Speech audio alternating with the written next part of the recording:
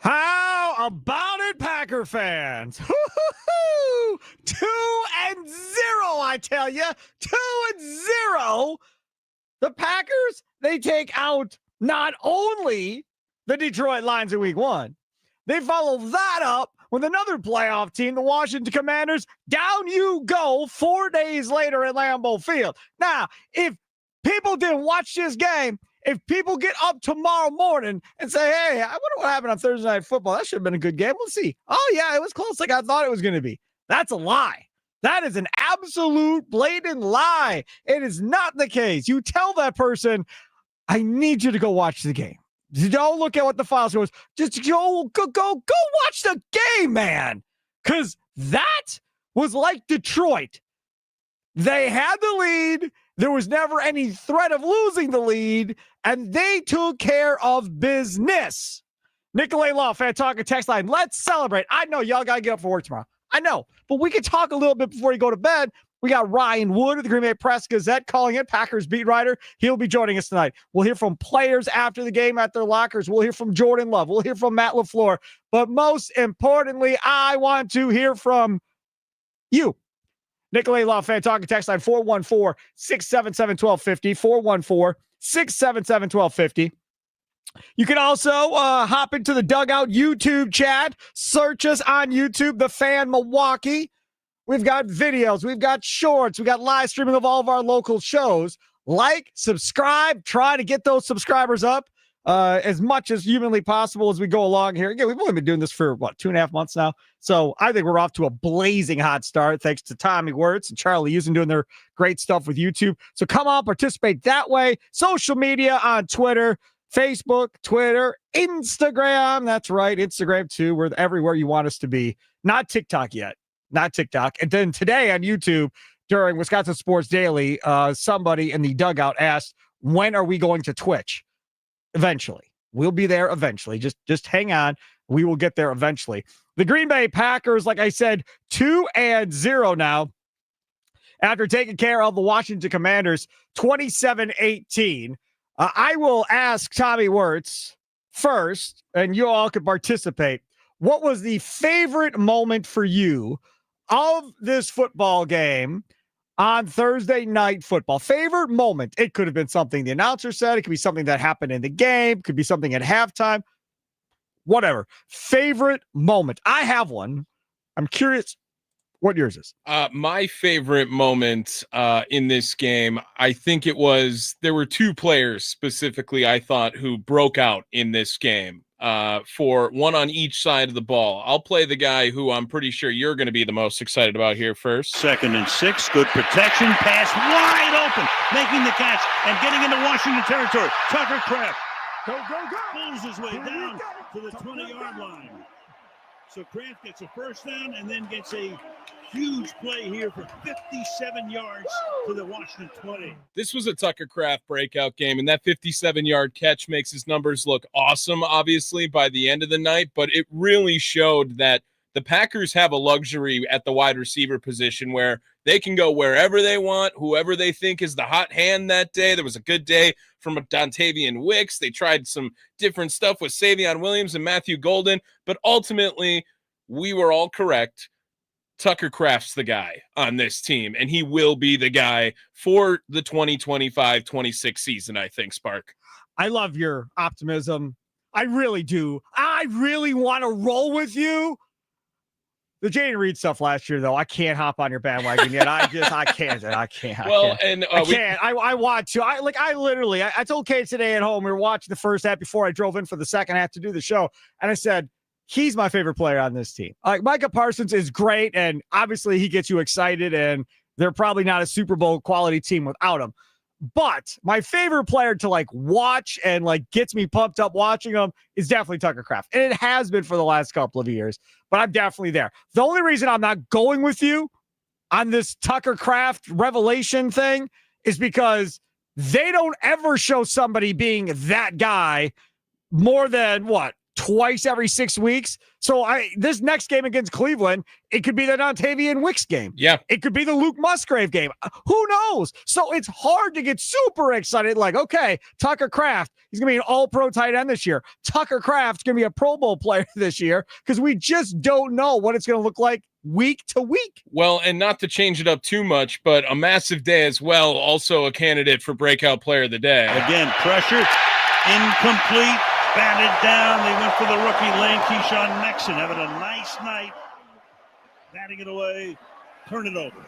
Keyshawn Nixon today was cornerback one. I understand that Terry McLaurin was kind of being guarded by Nate Hobbs a lot of today, but every time you looked up, Keyshawn Nixon was batting the ball down. And really, the pass rush was great today, but last week it was more in your face. It felt like the whole time with Jared Goff.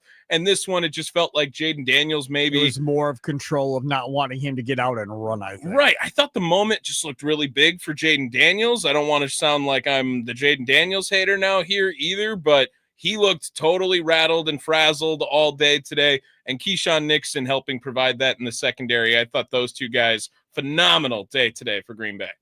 My moment of the game. And feel free, we want to hear yours too. What do you got? Nicolay Law Fan Talk at text line 414-677-1250. You can also hop aboard and that YouTube chat that is off and running to the races. We'll get some of those coming in with Tommy Wirtz. We'll also be looking on Twitter and Facebook at The Fan Milwaukee. I want you all, if y'all are going to comment on Facebook, I want to make sure we don't ignore you because like I've apologized for many times. I always say I don't want to ignore you, and then I don't ever go back and we don't read comments after that. So I want to make it a concerted effort to focus on you Facebook people throughout the night as well. This was my favorite moment of the game. On fourth down, here it's 3rd and 9. Chased out. Some room to roam. Going to get the first down. Yes! Bangs into the defender and picks up an extra 5. And the crowd loves it. First and goal. Well, we came into this game thinking that it'd be Jaden Daniels you got to look out for on these kind of situations, but Jordan Love showing you that he's got the ability, too, to make a defense pay if they play man coverage and they forget to account for him. He gets outside. What I love is the end of this. Instead of getting down, he lowers the shoulder and goes right over Quan Martin, the safety. Okay. Highlight courtesy of Amazon Prime. This is the thing. I have been saying for a while, how you get Jordan Love to the next level now is doing more of that. I do not want you to drop your shoulder and run through a guy, however, might be a little over the top. But what I do like is, hey, dog, there's 10 yards of green grass. You're going to get there before the nearest defender, then scoot your little butt out of bounds and get that first down. Last 2 years, he doesn't run. He sits there and bounces up and down, waiting for somebody to throw the ball to. Today, he took off. He ran. That was by far my favorite play of the game because I am hoping more of that is to come as we go. Well, and it's the situational mobility, right? Like Aaron was the king of that. It was just when he needed to, he could take it down, he could run, get the first down, and move on from there. And Jordan Love, maybe a little more athletic, probably a little more athletic than Aaron Rodgers, especially near the end of his playing career. But just to see that and have that ability, that was completely taken away from the Packers last season. They did not have any opportunity of that because of Jordan Love's knee in week 1 right away. You never saw it all last season. Now, I know you might not love the putting the shoulder down, but I thought the man's been he hurt. Couldn't have if he would have slid, he would have been short. So he had to at least dive forward minimum. Maybe he thought he was protecting himself even more going up against a corner, and he destroyed that corner as well. He did.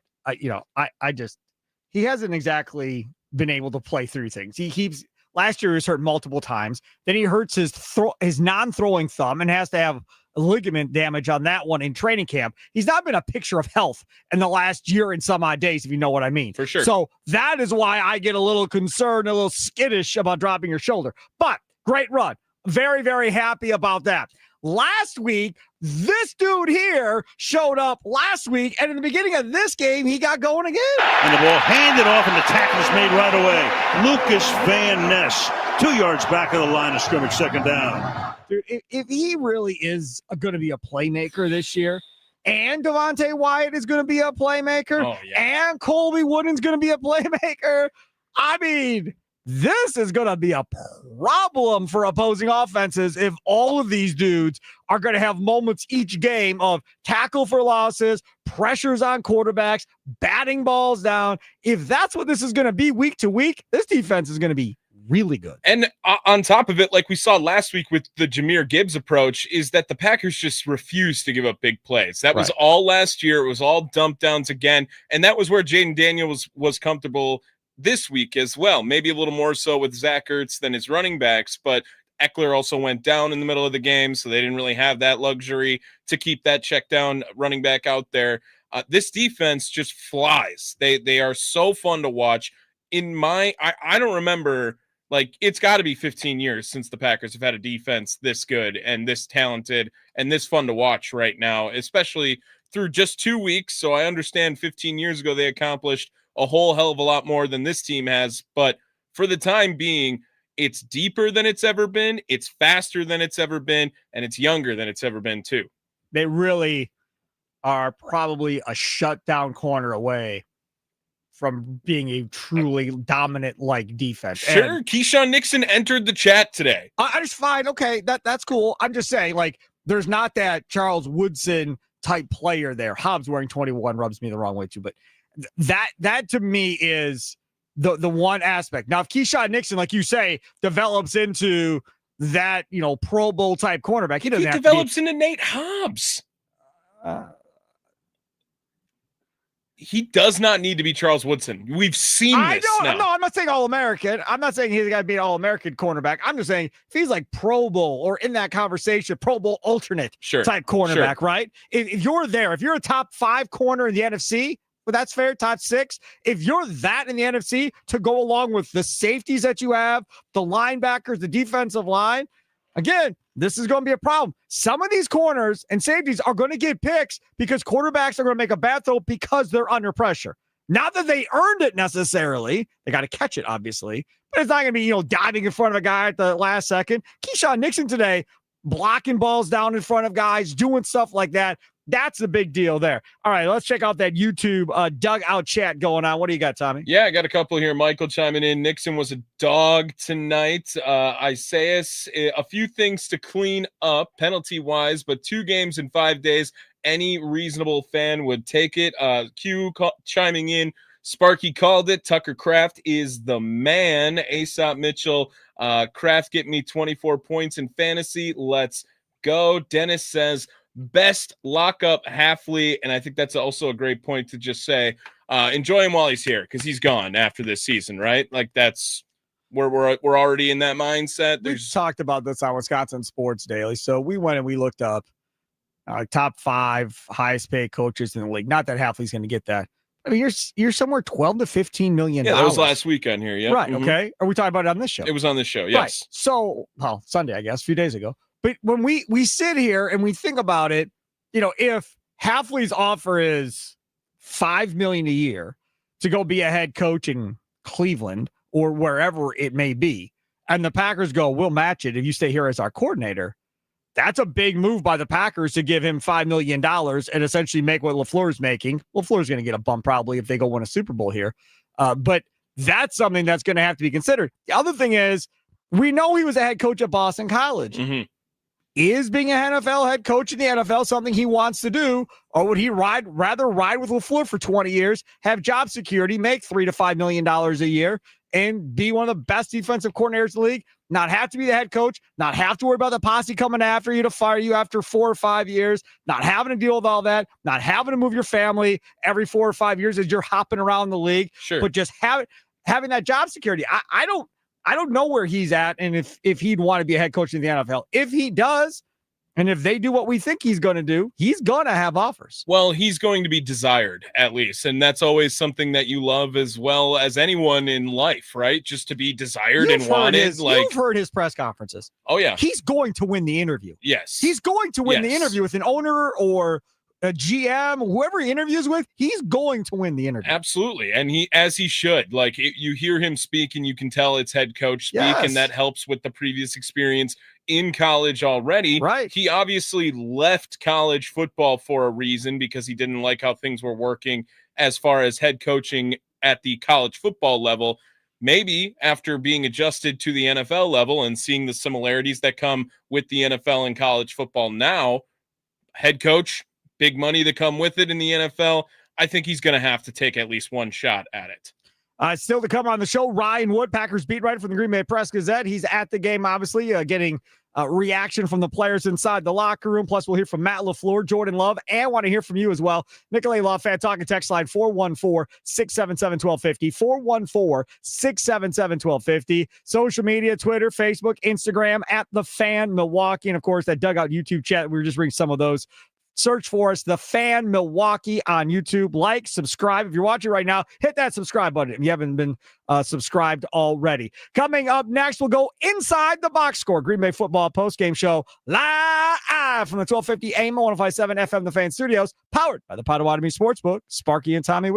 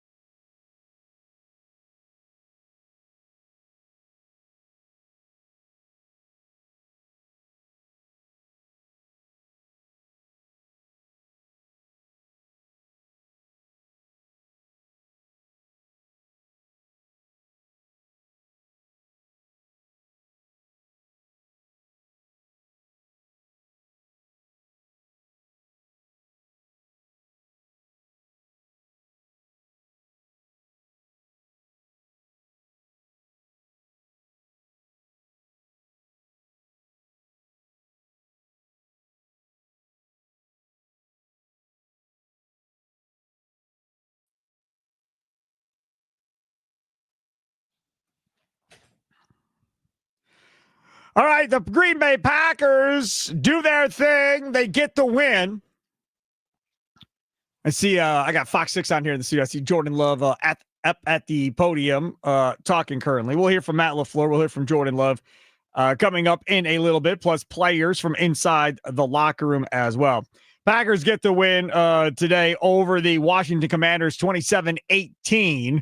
And as we go inside the box score, live from the Fan Studios, powered by the Potawatomi Sportsbook, Green Bay Packers on the day. Jordan Love, 19 of 31, 292, 2 touchdowns, had 2 sacks, passer rating of 113.9. I'll take that. if you give me this on a semi-regular basis, I'm pretty good. The 19 of 31, to a degree, kind of stinks, I guess, as far as percentages go. I guess if you look at it from that perspective, but he didn't make any dumb throws. Something wasn't there. He just threw it away. Right? We weren't having interceptions called back by penalties, hitting dudes in the hands, and they dropped the ball. Like, he didn't have any of that tonight. So from that perspective, I think it was a success. Josh Jacobs, 23 carries, 84 yards, and a touchdown. Savion Williams, how about the third-round pick, man? Getting the ball out of the Wildcat quarterback situation, had one on an end around, 2 for 24 yards rushing for him. Matthew Golden, 2 for 15. Jordan Love, 3 runs for 12 yards. Receiving numbers, Tucker Kraft, 6 for 124 and a touchdown. We played that highlight earlier from Amazon Prime. Dontavian Wicks, 4 for 44. Malik Heath, 1 for 37. It was a hell of a catch. They ruled him out of bounds originally, and he got that, what was it, the left toe he tapped in before he was coming out of bounds. That was a great catch. My back hurts just looking at how he had to bend to get it. It was a hell of a play. Yeah, it was a great play, no doubt. Luke Musgrave, 2 for 32. Romeo Dobbs, 3 for 28 and a touch. Chris Brooks, 3 for 27, receiving the ball today. Matthew Golden, no catches in this game for number 0. Defense, let's talk some of the defensive numbers here. You got a sack for Devontae Wyatt, sack for Rashawn Gary, half a sack for Carl Brooks, half a sack for Edgerrin Cooper, half a sack for Micah Parsons, half a sack for Barron Sorrell. They got after it, 4 sacks total, and you add them all up. And this was another successful effort by the Packers fronts as far as getting pressure on the quarterback. Yeah, and on top of it, you haven't even read the box score on the other side here. 7 carries, 17 yards for Jaden Daniels. Got to give you a lot of hope for down the road whenever you do face a mobile quarterback, because the Packers had a great game plan to keep him in the pocket and get after him when he did try to run too. And not only that, they slowed down the running game in general. I mean, his longest run was 8 yards today for Daniels. Krosky Merritt, Bill, as they call him, 4 for 17. Austin Eckler, before he got hurt, 8 for 17. They only had 51 yards on the ground, 2.7 yard average running the football against this Packers defense, which everybody thought was going to be an issue because Kenny Clark was gone and Micah Parsons, who they say can't stop the run. It looks fine so far. Well, and was it last week? Wasn't it 46 yards? I'm going to double check it real quick here too. But the Green Bay Packers, 46 yards on 22 carries, 2.1 yards an average for the Lions game last week. The Packers have not missed Kenny Clark in the run game by any means so far since the season has started, going up against, 2 teams that run the ball very effectively. Maybe not a great elite running back on Washington, but they love to get their quarterback involved in the run game, and the Packers had a great game plan for it. Correct. And that's the other thing too. And we were talking about this earlier with Hafley as far as his design of how he's playing this on defense. And we talked about this earlier today too on Wisconsin Sports Daily from 2 to 5 with Charlie Usen and myself, which was last year when they played mobile quarterbacks who could get out and run. What did they do? They rushed 4, dropped back in the zone, and dared them to dink and dunk their way down the field. And most of the time, that's exactly what happened. And then you would get to the fourth quarter, and then what would happen? Then Hafley would start getting aggressive. Then we'd start blitzing. Then we'd start playing a little bit more man-to-man. Today, they were playing more man-to-man than I think the Commanders thought they would play in this game. Right, and they mentioned it during the broadcast today, too. I think it was Herb Street who was talking about it.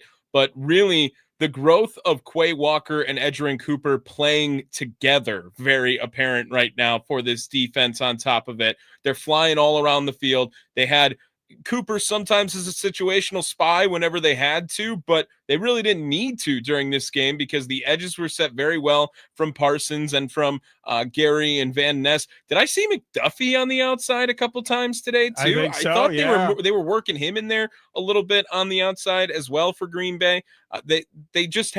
They are just more athletic than any other defense you're going to face. The versatility that they talk about with the offensive line all the time, right? How they can put them at any position.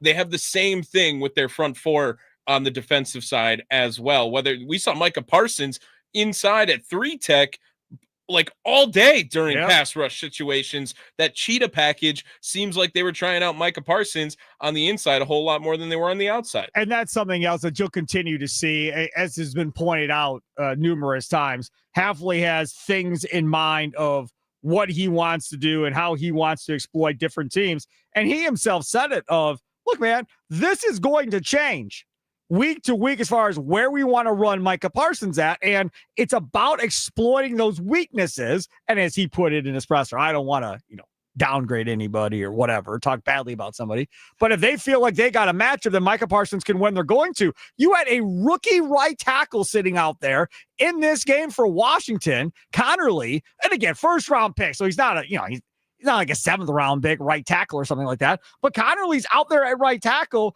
And I am sure coming into this game, they thought Micah Parsons was going to eat him up. I thought Connerly did a relatively good job considering everything. No, and I have this from Ryan Wood here on Twitter. He'll join the show later on in the program as well, @by Ryan Wood, if you want to follow him on X. Micah Parsons, 50 snaps tonight, counting the penalties that he was on. Unofficially, 7 pressures, 4 QB hits, half a sack, 3 drawn penalties. I don't think Washington was ready for Micah Parsons to play this much this week, Sparky. Like, what did he play? 29, 30 29, plus the 29. Yeah, plus the penalty snap, right? Yep. So I thought that Micah Parsons would maybe get to 40, right? If 45, if everything's feeling really good. Yep. But he was out there on the field all day today. Yeah, he was. Just get it off. Step it up. Flag thrown. Normally in the area of holding. And Parsons gets in there. Another exciting call by Al Michaels. Oh, thank you. Thank you. Thank you. Can we all admit it? He lost his fastball. Can we all admit it? There were so many plays today I wanted to cut up, and I have to listen to this guy who sounds like he has mashed potatoes in his mouth the entire time calling the game. So disrespectful. I don't even care. This is last year we started this, and you wanted to defend him, and Al Michaels lost his fastball. Great guy back in the day, was awesome, legendary, iconic Hall of Famer. He should not be calling football games anymore. Oh. Thank you. That was my TED Talk. That's fine. I mean, you're not the only one. There've been people all over social media blasting Al Michaels for what he does. I will say I like Kirk Herbstreit a lot in the booth. I don't like Kirk Herbstreit's dog in the booth, but I like he's the only guy with a dog in the world. Did you know that? They put a headset on that dog, I believe, in week 1, did they not? Yeah, I thought that was in college football. Oh, was it college football? I thought maybe it was in the NFL. Maybe it was because I don't think they had Thursday night, right? It wasn't NBC on Thursday last you're right. week. So, you're right. So this is the first one. Yeah, so he did it in college. Still ridiculous. No dog should be in a press box. But another thing to pay attention from this game, Josh Jacobs doing his thing. Give it to him again. And into the end zone he goes. Touchdown, Packers.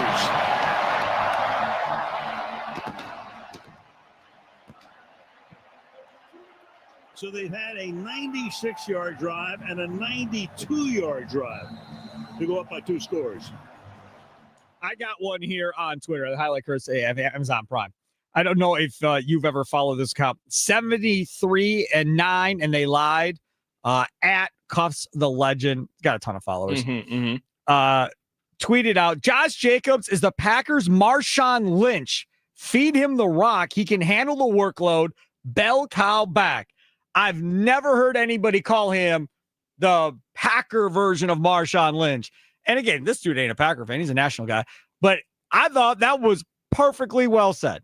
Just give him the ball and let's go. And if you remember back to that Seattle offense, that offense was him. And then Russell Wilson played off of how good that running game was when Pete Carroll was a head coach in Seattle. It got him to 2 Super Bowls, and they won 1. But that, to me, I thought was a brilliant comparison. I don't know. He just doesn't have the home run playability to him, which Marshawn Lynch could, but it was both more power backs, though. I think that Josh Jacobs is like Mr. Reliable. And just he had a run that was I believe it was either on that 92-yard drive or it was the drive after when they were still pinned back. Like he had a 9-yard run, right? Like gets him right to that 2nd and 1. And that was like, okay, get a rhythm. Let's start working here. And he is like that rhythm finder. When you're pinned back and you have a guy who can go out and get you 7, 8, 9 yards, get you really close to that first down, just so you can at least flip a field.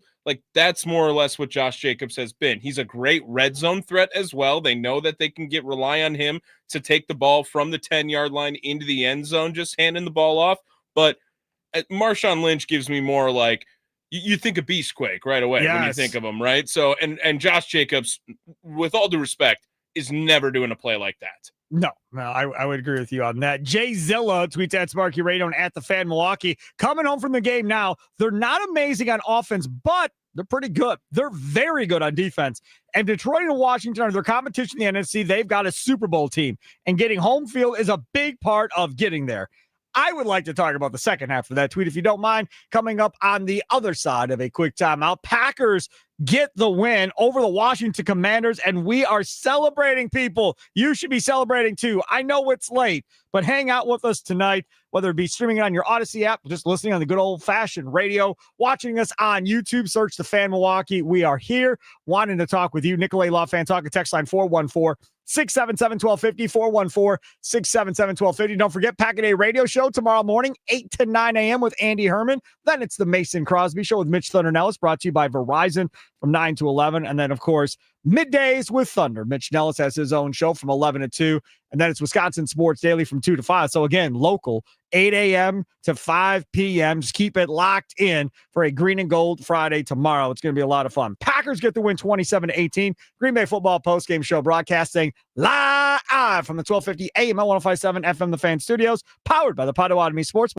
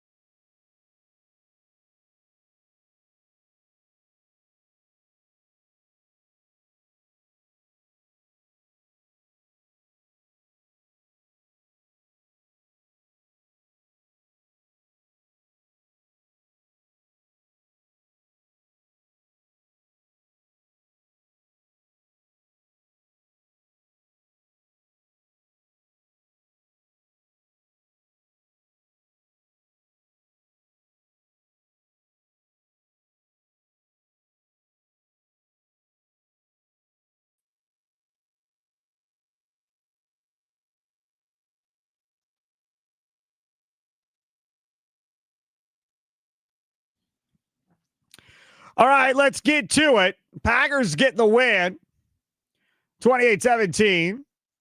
We broadcast live from the 1250 AM 105.7 FM, the Fan Studios, powered by the Potawatomi Sportsbook. Sparky here. Charlie Usen will be here tomorrow with me doing Wisconsin Sports Daily. Tommy will be with me as well because we're at Camp Bar in the 3rd Ward tomorrow, starting at 2 o'clock.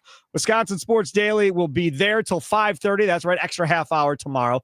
Then 5:30 to 7, the leadoff show, powered by the Potawatomi Sportsbook. Brewers play host to the Cardinals tomorrow night. Tommy Wirtz will be your host at Camp Bar in the 3rd Ward from 5:30 to 7. So from 2 until 7, you can come out to Camp Bar in 3rd Ward. Thanks to our fine folks over at Sun Cruiser Vodka Iced Tea. They're the reason we're out traveling about to all these different bars doing all of our shows on location. We'll have some swag from them to give away.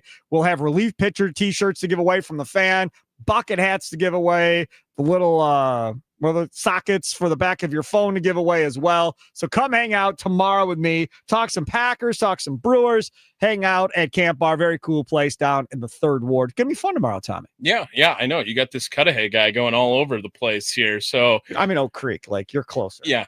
I'm not saying because of the drive. I'm just saying the environment, right? Now the 3rd Ward, very different. I feel like I stick out. But I've been excited. It's been awesome. We've been going around all over the place. Went to both different Stennies, and we've had a good time over at Brewski's as well. Can't wait to get to Camp Bar now and add on to this trip.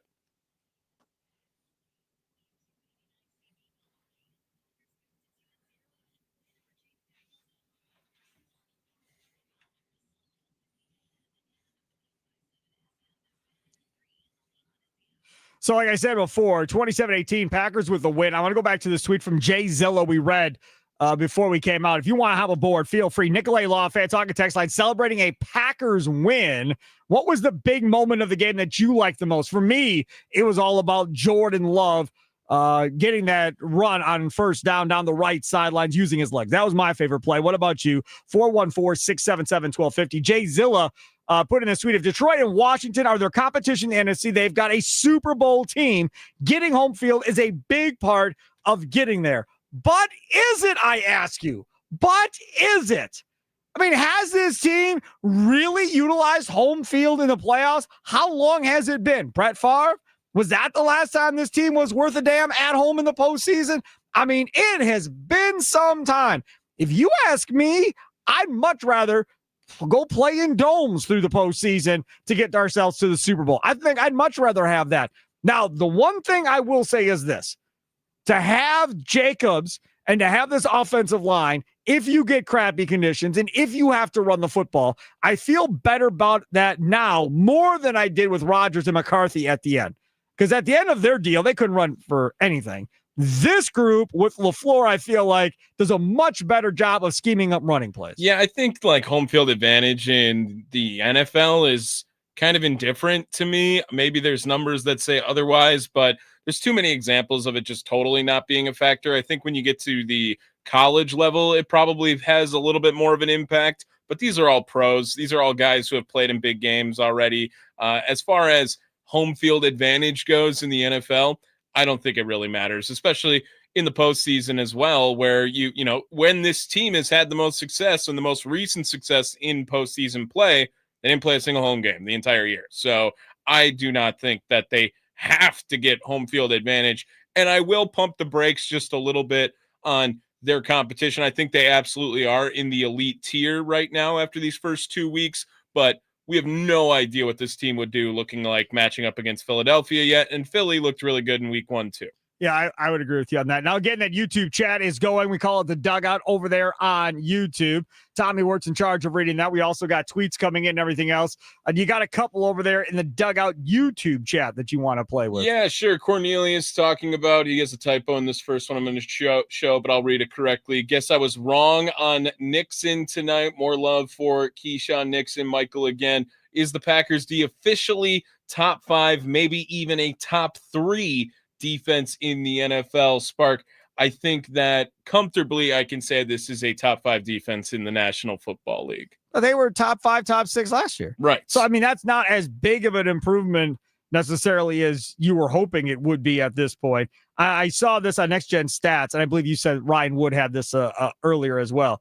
Micah Parsons generated a team-high 8 pressures on 37 pass rushes. That's a 21.6% clip in his second game. 6 of Parsons' pressures came in the second half. Well, so and 6 of the 8 came in the second half. And again, Washington had to throw. You could feel it from Jaden Daniels just his body language, and whenever they kept showing his face today, he's trying to like smile through some of the fear. It almost felt like this was a game that from the beginning, I mean, once it was 14-0, it was over. Like it was already over.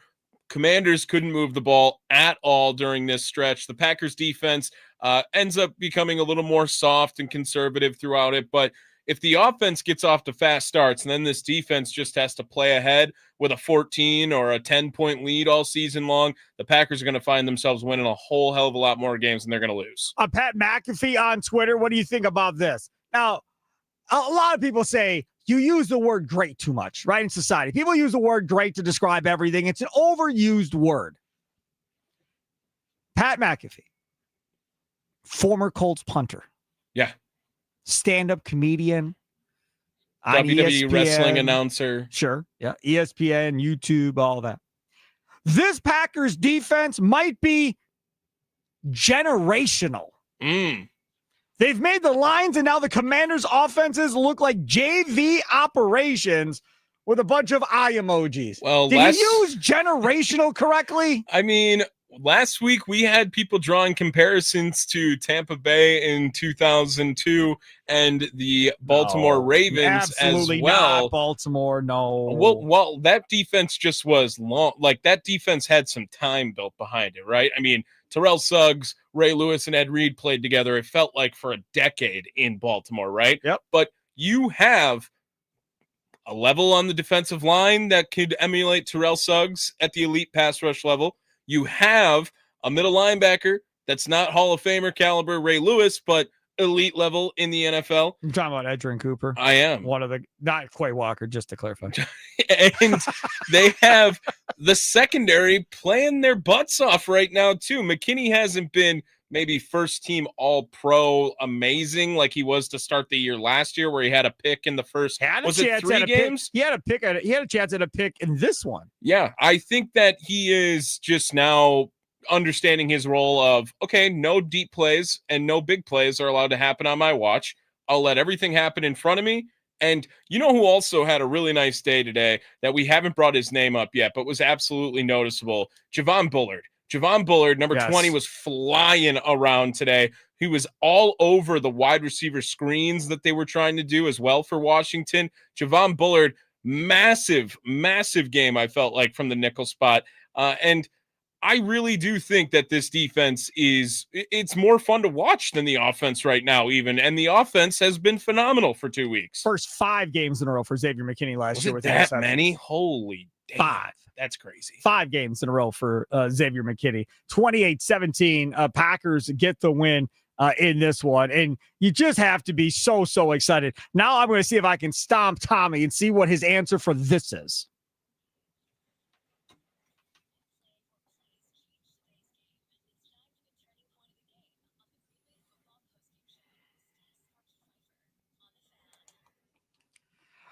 I will tell you that first drive that the Packers had and they couldn't finish, you had a touchdown, which Jaden Reed goes down and gets hurt, and we're still waiting to find out what that is. I haven't seen what that is. Tommy and I both guessing broken collarbone, but we'll see. And Tommy pointed out off the air to me, he's like, even if it's a broken collarbone, he could be back by Thanksgiving, you said.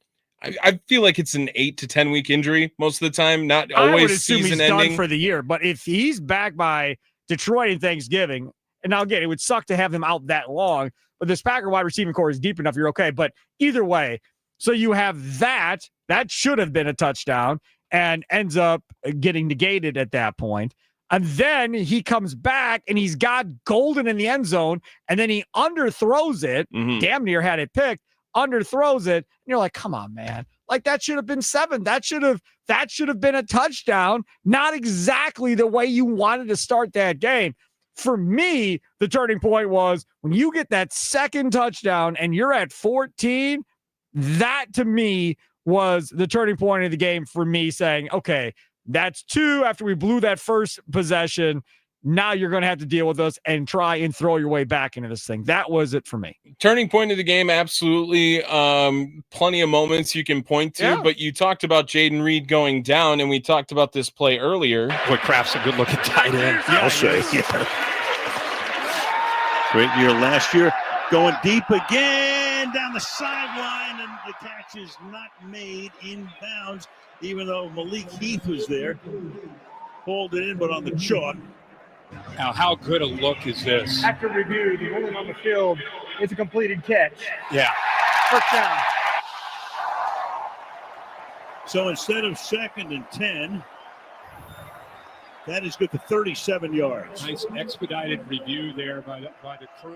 I don't even know if I'm necessarily saying the turning point is Malik Heath's catch, but oh my God, Matt LaFleur won a challenge, everyone. He won a challenge where the whole crowd is yelling at him to throw the flag. He's phenomenal calling the plays and absolutely a massive part of this offense. But when he gets a challenge flag out there and it's successful, that doesn't happen very often. Isn't Mason Crosby a big fan of his challenges? I mean, if you want to talk about someone like, no way, no shot, he's a fan of those. No, I was going to roast Mason Crosby, and I couldn't even get down to that level of disrespectful, because if anyone is a fan of Matt LaFleur's challenge tendencies, you're a sicko. That's just what it is. That's just what it is. That's good. Name calling for those of you that like Matt LaFleur's challenges. No, but that was obviously a big play. For me, I just thought it was that second touchdown. You get 2 on the board, and now you're feeling like, okay, 14-3. Now let's see what you're going to do at that point. Let's see if you can make it. McManus misses a field goal. And now, again, if you didn't already have a sizable lead going into halftime, it would have been like, holy crap, what is going on? Like, for instance, if that's the second drive after they blow the first drive, if the second drive ends in a McManus boink off the field goal, I would have been like, okay, this isn't going to be our night. Clearly, after 2 drives, we should have at least 10 points. We have nothing. But thankfully, that ends up happening going in to halftime, and you already had a comfortable lead, so it wasn't the end of the world. Nicolay Lafayette talking text line. Go on, have a board, 414-677-1250, 414-677-1250. Listening on his Odyssey app, I think, is Tony in Texas. What's up, Tony? Sparky, this is feeling like 1996 all over again, my man. I mean, the top players from our team last year, the most consistent players, you just mentioned one of them, McManus. That guy was automatic, right? One and then second. Josh Jacobs. Hold on. I'm going to interrupt you. Go ahead, Tommy. What do you got? From Bill Huber on Twitter, confirmed Jaden Reed going to miss, quote, a lot of time, LaFleur says, suffered a broken collarbone. Yes. Yep. Go ahead. Yep. Jaden Reed's out. Yeah, I mean, Robert Brooks went down in 96 too. Yep. He did. Yeah, it happens. Injuries happen. Jermichael Philly, 2010. But, that's why you draft and develop these guys. And the whole team went down in 2010. Yeah, the whole team did. And, that's next man up. But this team they built is just, I mentioned Josh Jacobs. I mentioned McManus. Those were our 2 most consistent guys last year. They haven't been consistent this year. But I'm seeing these wide receivers, Spark and Tucker Kraft, and now Musgrave. These guys are stepping up, man. I'm impressed with what Wicks is bringing to the table. Dobbs being professional, making plays. I love to see them just knock them out, but it's the NFL. The other team's getting paid too. So defensively, though, this is the fastest defense I've ever seen in Green Bay. And the most physical. I mean, this defense, as far as rallying to the ball and hitting guys and doing it consistently, play in and play out, they do not look like a finesse defense like we've watched for so many years. Wyatt. Does he not look like a Pro Bowler right now? Like, this guy is like the switch has gone off. I don't know if it's a payday. They're dangling the carrot in front of him.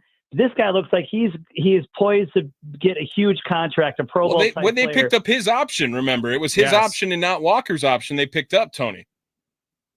Yeah, I mean, he's looking – you're right, Tommy. And they picked, both from Georgia, that draft from a few years ago. He's looking like Cullen Jenkins did. So this team, and they got Nixon looking like Nixon's looking good right now. And I know it's the pass rush. When you get that pass rush spark, it just makes everything easier. And they're just swarming. They're playing discipline. And Lucas Van Ness looks like a player. Talk about Lucas Van Ness. Yes, we talked about him earlier in the show. Tony, thanks for the call. Absolutely. Made another play today. So that's the crazy part about this. Like when you get Micah Parsons, you knew the defense would be better, but you're literally seeing other guys around him elevate their play to another level. In the case of Lucas Van Ness, it was desperately needed. In the case of Devontae Wyatt, he showed flashes last year and then he got hurt, remember? Mm-hmm. And then he just never got back to where he was. So we've seen this out of Wyatt before. Now the key is, can he stay healthy and stay on the field kind of going forward? I want to hear from Jordan Love coming back on the other side. Plus, we'll also get to our drive of the game. Packers come up with a victory today over the Washington Commanders. And again, do not be fooled by the final score. If you were not watching the game and you're just now turning on the radio, like, oh, did they win? Did they lose? And the Packers won 27-18, but trust me, it was a pretty dominant effort by this Packers football team. Now off this weekend, and then you get to go to Cleveland to take on the Browns before Sunday Night Football in Dallas, and then a bye week. There's a chance they could be 4-0 going into the bye week, right? That's Cleveland. There's a legitimate chance they're 4-0 going into the game. Where is Joe Flacco going to run in week 3 against Micah Parsons? Where is that old man going? He ain't going anywhere. They may get 6 to 8 sacks in that game on Joe Flacco with this team alone. You might be selling him short with 4-0, Spark. I don't want to look too far ahead, but Bengals are going to be tougher. I mean, that offense can score. On this defense, are we sure? Don't know. Because this defense is ridiculous, and it's a lot of fun right now watching Packer football. No doubt. We'll hear some from Jordan Love, Matt LaFleur, reaction from inside the player locker room, and Ryan Wood, Packers beat writer for the Green Bay Press-Gazette, will join us as well. All still to come. Green Bay football post-game show here on 1250 AM and 105.7 FM. The Fan. Sparky with you. Don't go anywhere.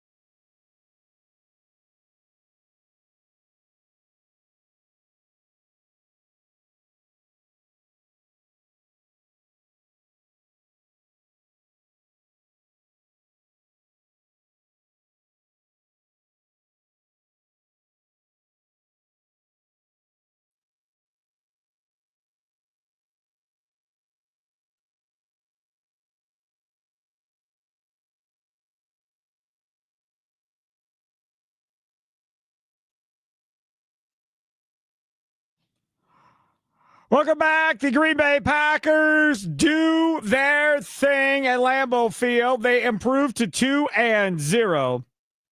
And really a great game by the Packers as they take care of the Commanders. Next up is going to be Cleveland next Sunday in Cleveland. We'll be right on the air immediately following that one as well here from the 12:15 a.m. 105.7 FM, The Fan Studios, powered by the Potawatomi Sportsbook. Packers get the win 27-18.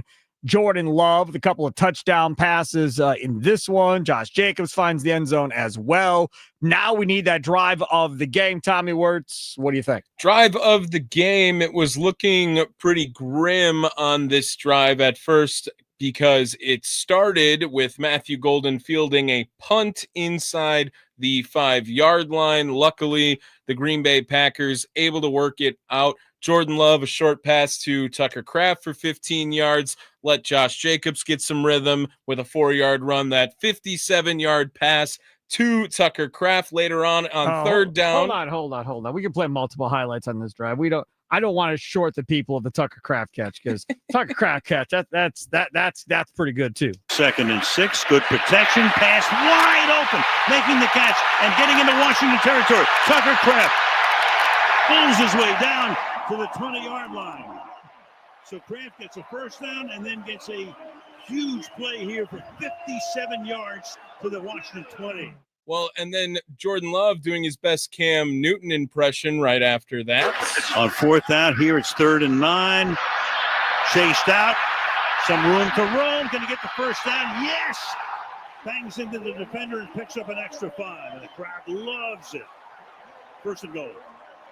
Well, we came into this game thinking that it'd be Jaden Daniels you got to look out for on these kind of situations, but Jordan Love showing you that he's got the ability, to make a defense pay if they play man coverage and they forget to account for him. He gets outside. What I love is the end of this. Instead of getting down, he lowers the shoulder and goes right over Quan Martin, the safety. And if the crowd liked that run, I'm sure they'll like the Packers putting their first points up of the game, courtesy of Jordan Love and Romeo Doubs. Off the fake, pass caught, touchdown, Green Bay, Romeo Doubs.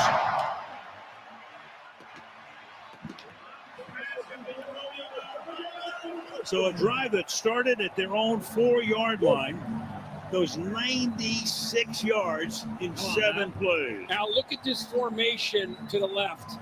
And with a back, they're just assuming it's a run. Watch the linebacker come up, and because of that, now you've got a one-on-one matchup. Great release at the line of scrimmage there by Dobbs, but give Matt LaFleur a lot of credit. With that formation, that's a run look for this defense, especially down close in the low red zone area, and a good call there early to hit that quick slant for the touchdown. You know, the crazy thing about this is Joe Witt Jr. is the defensive coordinator for Washington. Obviously, Dan Quinn is the head coach, but Joe Witt Jr. is the defensive coordinator. And they just kept showing their hand over and over again, right? I mean, McCourty was on the call, on the national call, Devin McCourty, and I was listening to that when I was driving in. McCourty's like, man, every time the Packers put some motion in, and guys are trailing, it's always man-to-man, like every time they do it. And as soon as that happens, it's a tell for Jordan Love, and he's knowing exactly where he's going. And if they don't go, the middle of the field is open, and he's just finding the tight ends down the middle. And it was just happening over and over and over again. And McCourty was just praising Matt LaFleur for the play calling and all the eye candy, as they like to call it, with all the motion the Packers were running in this one. The 2 scoring drives, we heard that one was the first one of the game. That was a 7-play, 96-yard drive, and then they had a 3-and-out, and then they came back with their second scoring drive, 10 plays, 92 yards. You got to have your head coach, a.k.a. offensive play caller, really dialed in if you want to get the ball moving down the field that effectively in the same quarter, nonetheless. Give it to him again, and into the end zone he goes. Touchdown, Packers.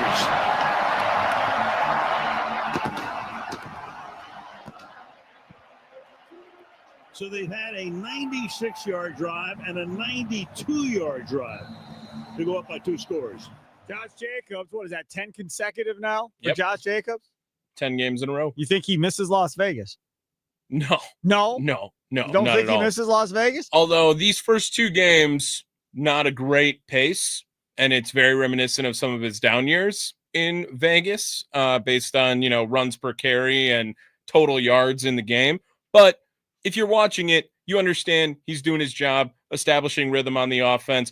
And if Jordan Love wants to ball out for 290 passing yards, like Josh Jacobs can run for 70 all day, I have no problem with that. Speaking of that, Josh Jacobs talking at his locker afterwards. Things like that. I definitely feel like we can.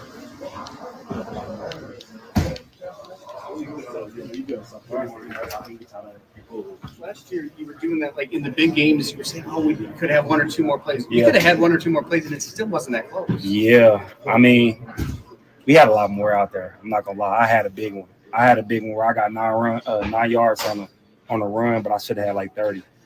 So, like I said, that's just something where we know we got to come in and improve on. What's the difference between doing what you guys did and actually putting the nail in the coffin?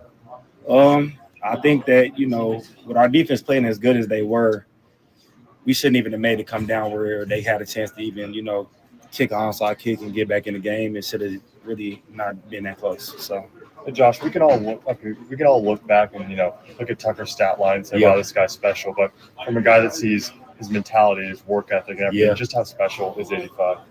I mean, I've been screaming his name, since last year, man. I mean, the way that he comes in and he works his butt off, and really how he stepped up this year as a leader, I think it's special. He's been here. He didn't leave. He came the whole off season, stayed there. He was in the building every day. In workouts and OTAs, he's the first in line. He's running hard. I think that he's getting everything that he put in, and I'm happy for him. How much can a great running back and a great tight end feed off of each other between the run and the pass, the leakage game, all the stuff that he brings to? Yeah, I mean, you can do a lot, man. I mean, because, we can play action pass, we can run the ball, he can steal blocks really well. But I feel like, we all feed off each other. The pass game been rolling, man, and this feels really good. Like, it makes me happy because it makes my job a little bit easier. So, man, I mean, we all feed off each other. Josh, the ball, obviously. There is some of what Josh Jacobs had to say after the game today. And again, Josh Jacobs finds the end zone in this Packers victory over the Washington Commanders. Josh Jacobs, if you look at the box score today, you're looking and go, wow, there's nothing special about that box score for Josh Jacobs. But he did enough at the end of the day. 23 carries, 84 yards, and a touchdown, an average just under 4 yards a carry. But it isn't about that. It's about getting 3 yards here, 5 yards there, and continuing to be effective on the ground and making them have to play that run to keep them honest. Time for that dude.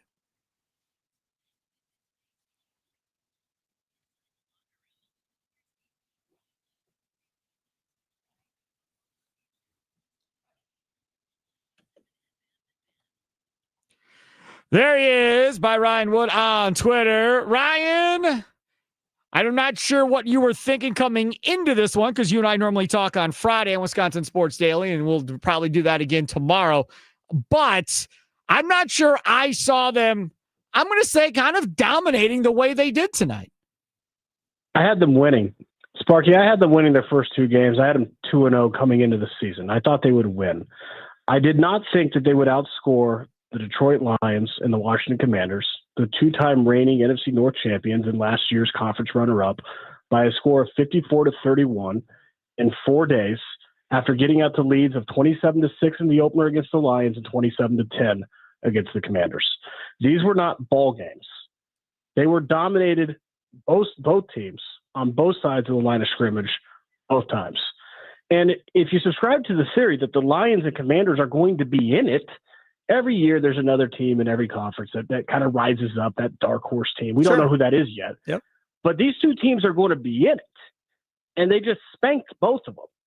How good can this team be? It's only the second game of Micah Parsons. He's still ramping up, 50 snaps tonight. How good can they be? It's scary.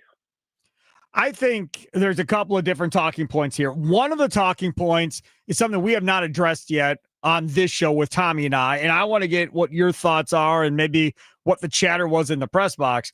But I was stunned that they put Belton out there, their second-round pick, to start at right tackle today. I think we all assumed Morgan would start at left guard for Banks being out, but I really thought they would go with the vet from Philly, Kennard, out there at right tackle, even though he's only got, I think, one start last year. But I was shocked they went with Belton, and then I was surprised that after he had the horrible holding call and then negated the Reed touchdown, that LaFleur yanked him as quickly as he did. Well, he didn't yank him. I think they came into the game tonight with a plan to rotate drive by drive. I thought at first that he was yanked too, but the plan was to go Anthony Belton first drive, Darian Kennard second drive, Anthony Belton third, Darian Kennard fourth, Gotcha. and so on and so forth. I am shocked that they didn't just go with Darian Kennard. I was in locker room after the game. Have you heard Matt We LaFleur's played a little. I'm sure he was asked about it. Yeah, we haven't played LaFleur or Love yet. I played a little bit of Josh Jacobs just before you started calling in. Yeah, so I don't know what he had to say about it yet, but I did not see that coming. And, I mean, okay, on one hand, he is a second-round pick. He's really young at a position that takes time. I mean, it took time for Elton Jenkins. He started his career rotating with Lane Taylor. It took time for Sean Ryan, who's now kind of the starting right guard, right? I mean, his first 2 years, he did nothing. It takes time at that position. This is his second game. So I don't think this is in any way an indictment on the type of NFL player Anthony Belton's going to be. But he struggled with penalties, especially holding penalties in the preseason. He had a big holding penalty early tonight. I was surprised by that, not because he's massive, he's athletic. I think he can be a good tackle in this league. He's just young. Right, and it's going to take time to figure it out. Packers beat writer Ryan Wood from the Green Bay Press-Gazette joins us here on the Green Bay Football postgame show on The Fan. He joins us, by the way, on the Fan Guest Hotline powered by Gruber Law. I want to also talk about the wide receiver, because now Jaden Reed, it looks like broken collarbone for him.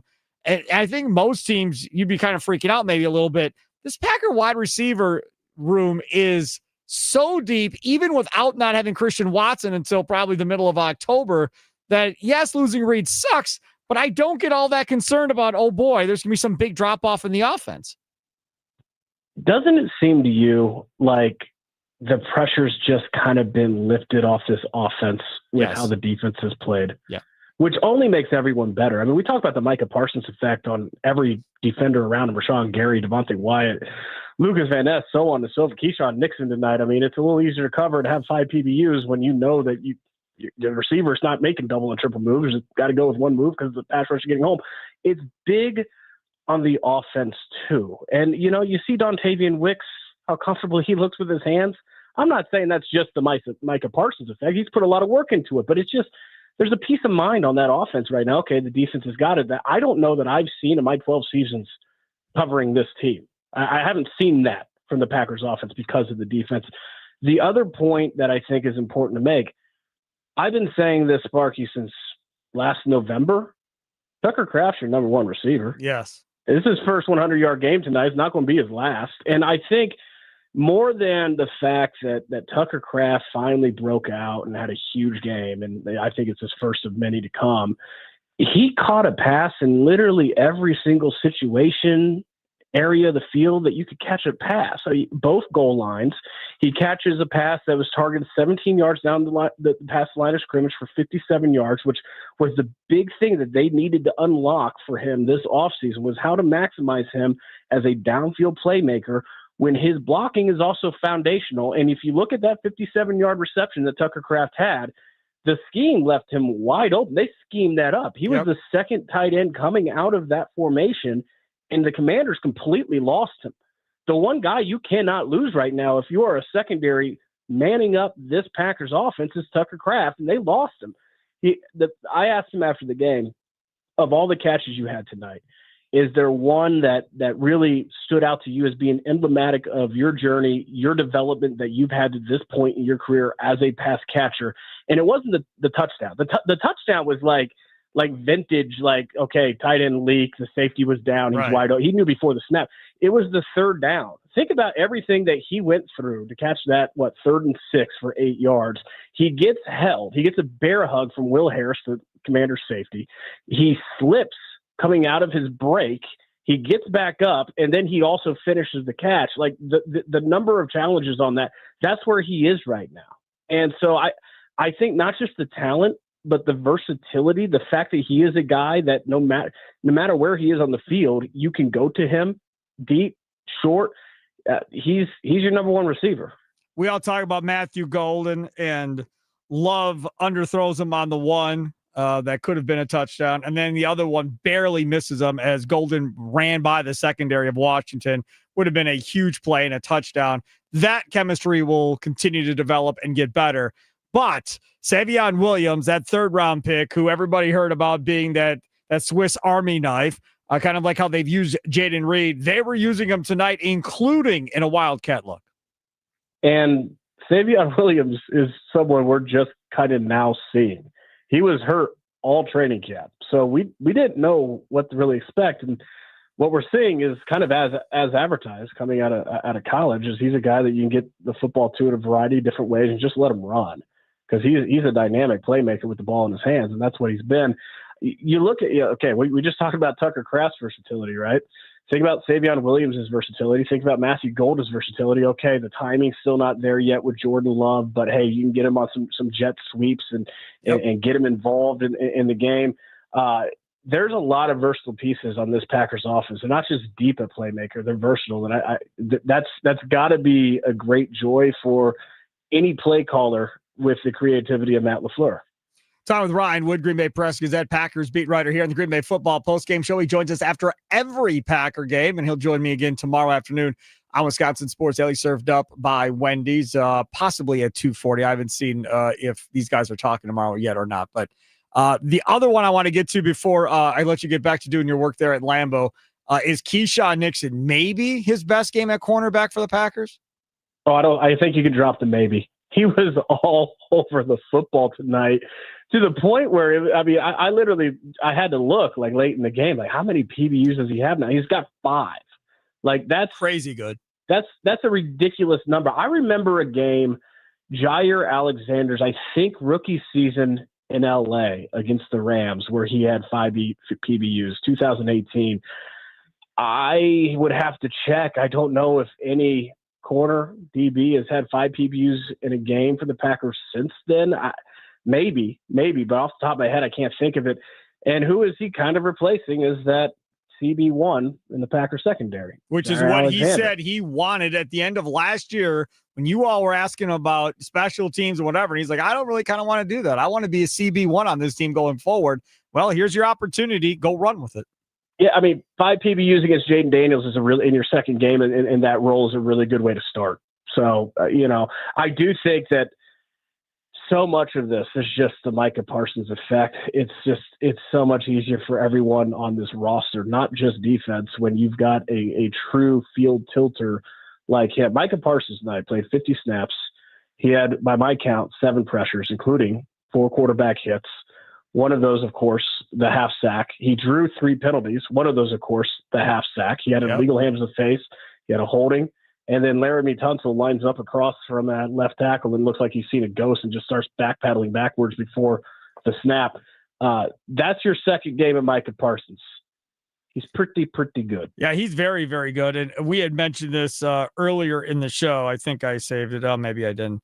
But of the 8 pressures he had, 6 of those pressures came in the second half for Micah Parsons. So I don't think he was getting tired as he continued to push through. And I would assume the assumption is he's full goal whole game by the time they get to Dallas in week 4.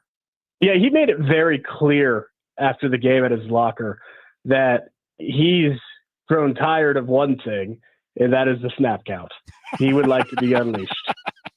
So I will say this. I'll say this, and this is in no way, let me be clear, I am in no way being critical because Micah Parsons has been a game wrecker. Yeah. I did see some hands on the hips late in the game. Sure. How could he not? He's played what now? Like 80 snaps the last 4 games after no training camp. He's had double-digit pressures in those 2 games, a sack and a half. He's forced an interception. And this is the ramped-up version of Micah Parsons. This is not mid-season form. He didn't have a training camp I think some hands on the hips can be forgiven, all things considered. I can't wait to see what happens in that Cincinnati game against Joe Burrow after they get a bye week after he plays 4 games and Halfley gets to go back into the lab to cook up some more stuff. It's going to be good. Ryan Wood. Wait, I'll tell you this. I mentioned it earlier, but think about their first 2 games. They've gotten out to leads of 27-6 and 27-10. If this team keeps playing with the lead throughout the season, which sure seems like that's likely, how are opposing quarterbacks going to survive? If you take the running game away and just let this pass rush get after it like that, that's straight up dangerous. I mean, that's a long day at the office against this pass rush. They're scary good, Sparky. So, like, are you like in Super Bowl already after week 2, or is that in your head? Is that where we're at? I picked them to go to the Super Bowl, and I picked them to go 13-4. I've seen nothing in the first 2 games that's going to persuade me otherwise. You picked them to go to the Super Bowl? You picked them to lose 4 games Oh, at shut this up, point? Tommy. Shut up. Pick them to lose 4 games. They may not lose 4 games. Who knows? I can't imagine that Ryan Wood picked him to go to the Super Bowl. Have you ever picked him to go to the Super Bowl before a year? It's been a few years. I picked them before. Here's one more thing. So it's the first 2-0 start for this team since 2020. That year, they beat the Vikings at Minnesota in that first COVID game and the Lions to start 2-0. Both of those teams ended the season with losing records that year.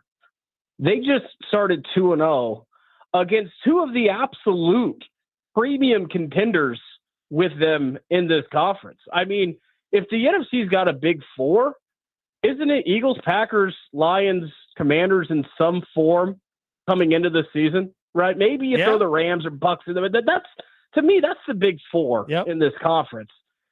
And they spanked them. This is not the same as 2020. In 2020, they were really good. They're number 1 seed in the NFC playoffs. They had a home field advantage for the NFC Championship game. They're really good in 2020. This is not that, what they just did. No, it's not. Ryan, thank you so much. We'll talk to you tomorrow afternoon. All right, take care. There he is, Ryan Wood, Green Bay Press Gazette. Joins us throughout the weekend, all of our fun different shows, whether it be the Mason Crosby Show, Middays with Thunder, Wisconsin Sports Daily. Then, of course, after every game here on the Green Bay Football Postgame Show, follow him on Twitter at @ByRyanWood. He joined us on the Fan Guest Hotline, powered by Gruber Law. One call. That is all. All right, we'll take a quick time. I'll come back on the other side. And again, our guy Ryan Wood gave us a bunch of really good stuff here.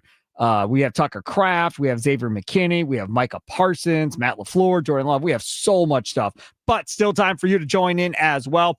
414-677-1250. That's the Nicolay Law Fan Talk and Text line. 414-677-1250. You can also use social media, Twitter, Facebook, @TheFanMilwaukee, or on YouTube. Get in the dugout chat right now if you want to chat it up.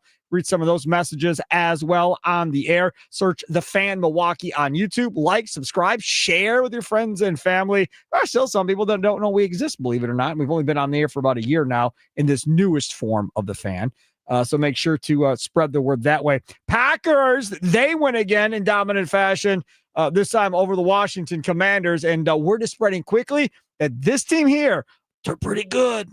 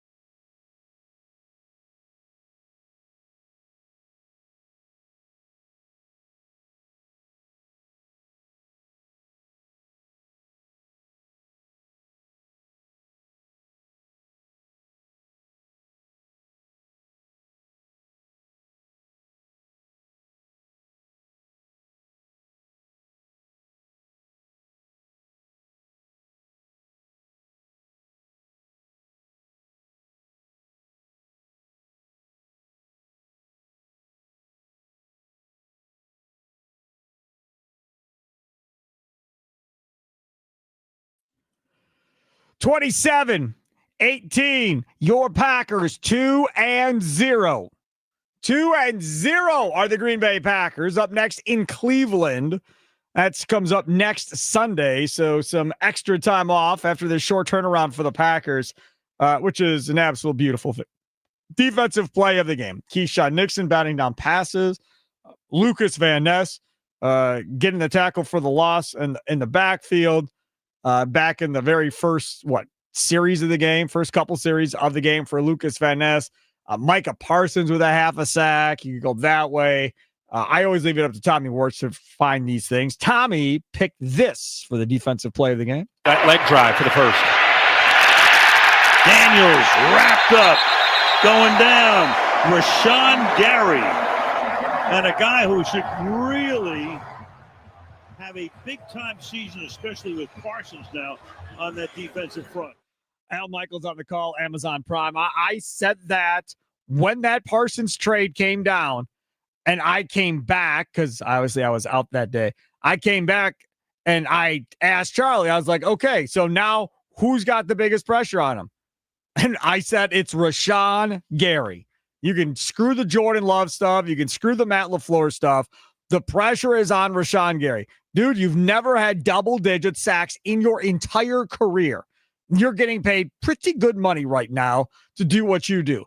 Like, if he can't get double-digit sacks this year and being healthy on top of that with Micah Parsons on the field, Tommy, I am going to have serious questions about what the heck is going on. Well, he's got 2.5 already. Correct. So keep up this pace, Rashawn Gary. Again, as your biggest hater on the air, it felt like all offseason. Prove me wrong, and I'm totally okay with it. And more or less, once everyone's role went down when Micah Parsons got to Green Bay, I was feeling a lot more confident about Rashawn Gary, but as good of a first 2 games as you can have to the start of 2025 for Rashawn. Yeah, no question about that. So that's your defensive play of the game from the Green Bay Packers. And again, Jordan Love, a couple of touchdowns. Dobbs finds the end zone. Tucker Kraft finds the end zone. Josh Jacobs finds the end zone. McManus did miss a field goal in this one. That might be a negative from that perspective. A bad holding call on Belton. That's probably negative. I have a take too. Oh. Is Danny Whalen too good at punting? Hits the ball too far, and then the special teams had a pretty rough day today, all in general, and they just can't cover it because he's punting it too far.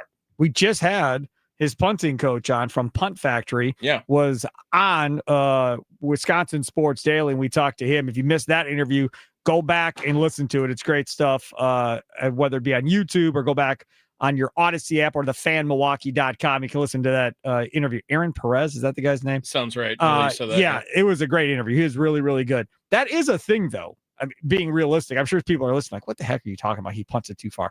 But that is true, right? It can be that. It can be like hang time is more important, almost more so than distances, right? If I can kick a ball 47, 48 yards with incredible hang time to give my team a chance to get down there, that's better than kicking the ball like 55 yards and not as good a hang time. Yeah, absolutely. And whenever he goes out, he's just dropping bombs every time. Now, every time he kicks.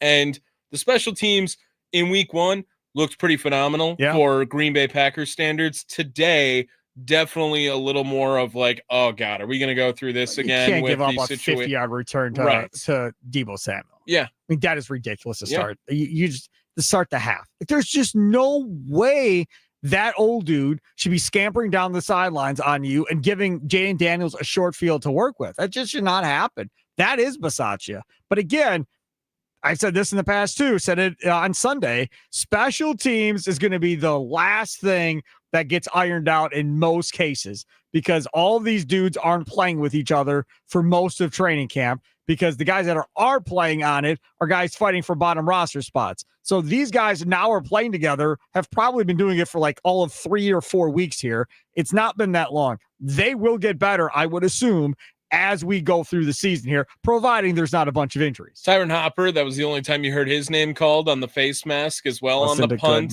too. I feel like been waiting to hear his name with how much love he was getting in preseason, and that's where you get exposed to him as well. So special teams definitely was maybe, the C- performance of the day, but when you have an A+ defense and an A- offense, who really cares? Exactly right about that. Here is Josh Jacobs. He talked after tonight's game. And again, Josh Jacobs didn't have Did we already play him? Did we? Yeah. Oh, yeah, we that's did. why. Oh, so yeah. I was like, I didn't want to interrupt you there. Micah but Parsons. Yeah, Micah Parsons. I had it, and I just simply did not go to it. Here is Micah Parsons after the game in the locker room. When you were walking out of the tunnel and before the player introductions in the offense, there was a video of you that was posted of just like looking around Lambeau. What were you thinking or taking in that moment? Honestly, man, I just for me, when I have a first time experience, I like to just take things in and just enjoy what's around. It was really beautiful to see. That was a unique atmosphere that I don't see too many times. So I just wanted to take it in, program it into my mind, and just remember how blessed I am and how amazing it is I was about to play football. I'm going to stop that right there because I want to talk about this before it gets too late. Did we like the all-white uniforms? Did we like everybody wearing white in the stand? Not everybody. Did we like most of the people wearing white shirts and so forth in the stands? I went off a little bit earlier today on Wisconsin Sports Daily about this. First of all, again, I understand it's tough for money up there and they're scrounging and they're barely getting through in the National Football League for the Green Bay Packers. So I understand times are tough. But for the love of God, you want to have this whiteout. Look at the NBA and do it the way they do it. They find a sponsor. They all have the same shirts, extra large, so they fit most people. Leave it on all the chairs in the stadium. When people come in, they all put the same shirts on. They get to go home with a free shirt and go. I know there's 80-some thousand seats, Sparky. It's not like a small basketball arena. I know times are tough. Find a sponsor, man. There's got to be like a salt company of some sort that melts snow that would have been a sponsor of one of these white shirts with like a white G logo across the front of it and be done with it. All right. That's the first thing. I'm not done. The second thing in all of this is, and I'm going to play Debbie Downer on this, it doesn't mean squat as far as an advantage goes for the Green Bay Packers. You want to have a good promotion? Give them cowbells. Now we got ourselves an advantage. If I got 80,000 cowbells going ding, ding, ding, ding, ding, ding, ding, every time Jaden Daniels is about to take a snap, now that's home field advantage. Two things can be true. Number one, you are old man screaming at cloud with the uniforms on the field during a football game. Old man screaming at Tommy in this case, yes. And number two, the Packers wear green at home. What are we doing? I mean, the uniforms looked cool. Speaking of old man yelling at uniforms, they looked good. They looked cool. I like the helmets. I like the look.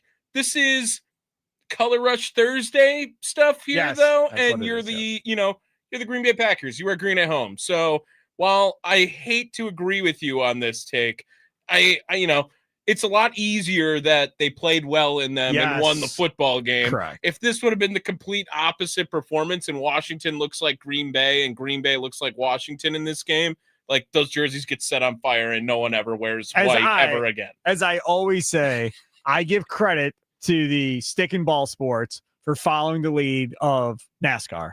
I give them credit because that is exactly what happened.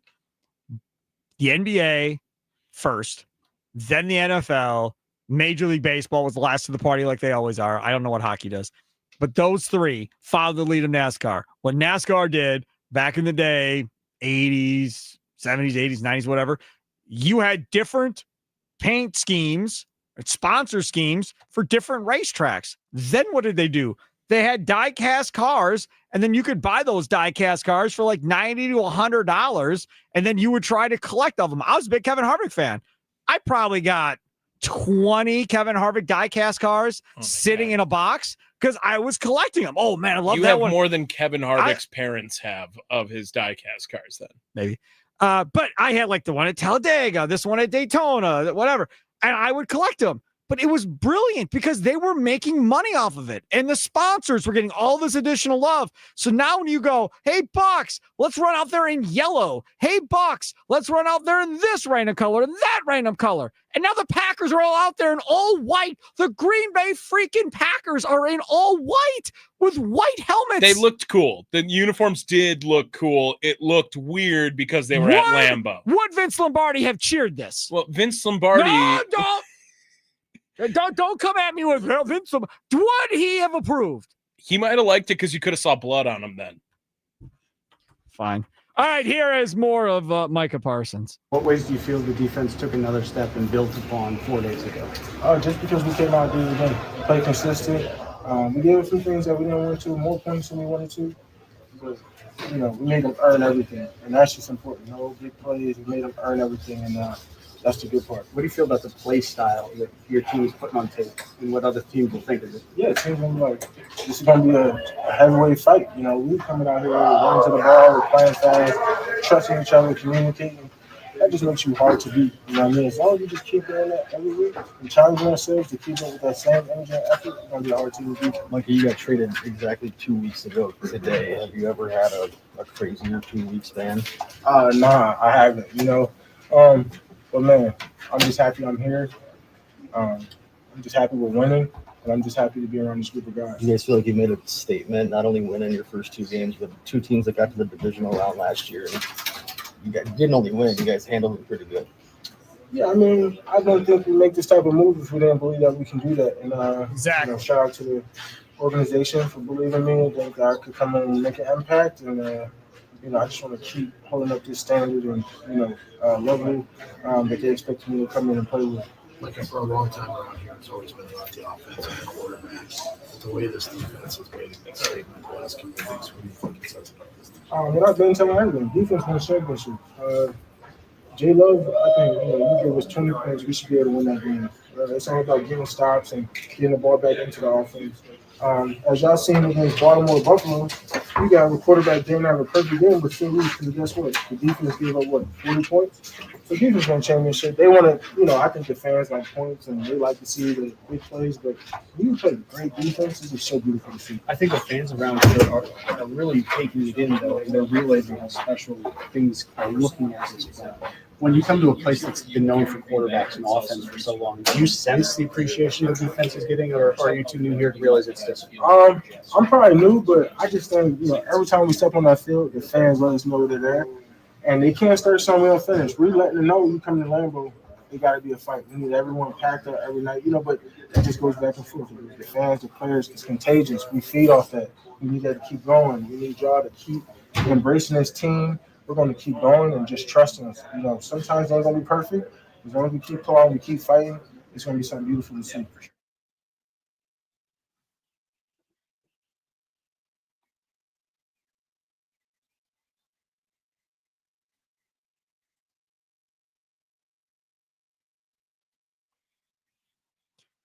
I don't know how you cannot love Micah Parsons. I just don't know how. Like the man just said, we want you to know if you come to Lambeau, it's going to be a fight. Like, we're going to go. This is going to be how this is going to be. Not only from a fan perspective, but from a defense and being physical perspective. And he said, if J Love gets us 20, we ought to win that game.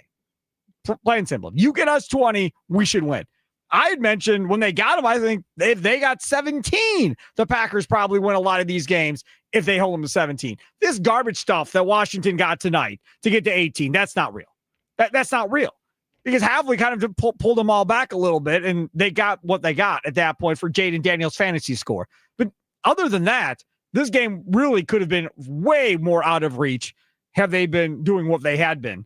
And again, Joe Flacco in Cleveland, I don't know, man. Like, my suggestion would be act like you got a back spasm Sunday morning next week. And that way you can't be out there. You get killed by Micah Parsons and Rashawn Gary and Lucas Van Ness and the rest of these guys. Because if you are not a mobile quarterback and you are a sitting duck, Tommy Wirtz, this defense, I have a feeling, is going to eat you up and spit you out. Yeah, I was giving you hand signals when Ryan Wood had said it too, because I said it earlier in the program. If the Packers are going to play with a lead, you are screwed, it looks like, at this point. If you get put into obvious passing situations, Their corners have played very well the first 2 weeks of the season. The pass rush is going to be near the tops in the NFL, and they have 2 athletic linebackers in Quay and Edgerrin Cooper that get anywhere they need to if you're going to check it down. The checkdowns aren't even like, hey, let's get our 6-7 yards here. It's more like, can I get to 3 or 4 at this point, because they're going to close and cover, and the tackling's been phenomenal. I think Evan Williams, he misses the tackle on Debo when they were right near the goal line already, and it was probably going to score on the next play. Other than that, it feels like every time someone has the ball, someone's making the hit, and there's 4 other dudes surrounding them ready to hit them as well. I agree with you. Let's hear from Packers head coach Matt LaFleur. First, before I start, just want to give a big shout out to our crowd. That was the best. Is it the gold package crowd that I've been a part of in 7 years here? So definitely felt a ton of energy in the stadium. The whiteout. That's bad look for us in the whiteout. Then bad look for us. If we're going to be mad about the whiteout and then LaFleur immediately calls it right away, bad look for us. And a gold package game after last week when there was all that Honolulu blue up in there. Big win for the Milwaukee crowd today. Just want to give them credit. Because we didn't sell our tickets? Correct. Continue. Can I just say something else? How many coaches have called out the gold package in general as Packers head coach in all the time they've had this thing? How many? I don't know. How many knew that it was the gold package when they were coaching a football game? I mean, last week he calls out people for selling their tickets. This week he's like, hey, good job, gold package. Because that matters. He knows when Milwaukee has the tickets. Like that. I mean, props to him. I'm just saying, like, I don't remember McCarthy ever calling out gold package ticket holders ever. Yeah, I mean, but obviously means something. Yeah, I guess. All right. Continuing on more with Matt LaFleur. Out was amazing, and they were loud, and certainly I think our guys feed off that. And all in all, I thought we were in control of the football game for the majority of the game. We just got to. There was a lot of mistakes out there that we have got to clean up, between penalties, some miscues, some misops. But you got to give credit to Washington. That's a really good football team. But I thought I was impressed with our defense, the energy they're playing with, getting a lot of pressure on a really good quarterback. It seemed like they were hitting them quite a bit. I know we had 4 sacks and like 8 pressures or whatever it was. I thought Keyshawn Nixon was playing his butt off out there, just competing, getting a lot of PBUs. I think he had 5. And then offensively, it was kind of feast or famine a little bit. I mean, too many 3-and-outs. And then having opportunities where, for whatever reason, whether it's the call or just not executing or doing things to put us in a bad situation. But I think there's opportunities that we need to capitalize on if we want to become the team that I think we can become. Pause it. I want to ask you this, because I'm interested as far as what people think as well. I complained earlier in the show that Jordan Love needs to run more, and that was my moment of the game that I love, with Jordan Love running. Is there a concern about Jordan Love when under pressure currently as quarterback of the Green Bay Packers, that his completion percentage numbers are not as good as probably they should be? Because I want to say that was a thing last year that people were talking about. And if we look at tonight, I feel like that's a thing again tonight that people can look at. I mean, I think he kind of enters the MVP discussion, like, to start. It's 2 weeks. Like, don't have the topics right away. But I mean, this Jordan Love, we have not seen him get off 2 fast starts in an NFL season. We have seen him close out seasons very well. He closed out last year very well, not turning over the ball. He closed out 2 years ago. And if he would have played that 8 weeks of that stretch, the 8 weeks earlier, he could have been an MVP. But as far as first 2 games of a season, this is the best start for Jordan Love, too. No, I'm talking about under pressure, like linemen and linebackers coming in your face and then making the decision and being able to complete the pass. Like, you saw Jaden Daniels get hit and complete a 6-yard pass, 7-yard pass, right? And Devin McCourty is on the radio on the national broadcast, and he's like, that was a completion. That was a great play. But they're fighting. It's hard for this offense just to get 5 or 6 yards at this point. Like, nothing easy is coming from Washington. And if you look at the Packers and Jordan Love, how many balls did he throw away tonight? Because either it was essentially a coverage sack or because there was somebody in his face and he had to get rid of the football. Yeah, Jordan Love that was something that we have been asking Jordan Love to do for so long. It was forcing these bad throws and bad decisions that it would always seem to take away from what could have been a flawless performance. Is every week it's 1, 2, 3, 4 throws that you're like, why are you doing that? You got lucky that didn't happen. There was 2 last week on back-to-back plays with Jordan Love in the first game against Detroit.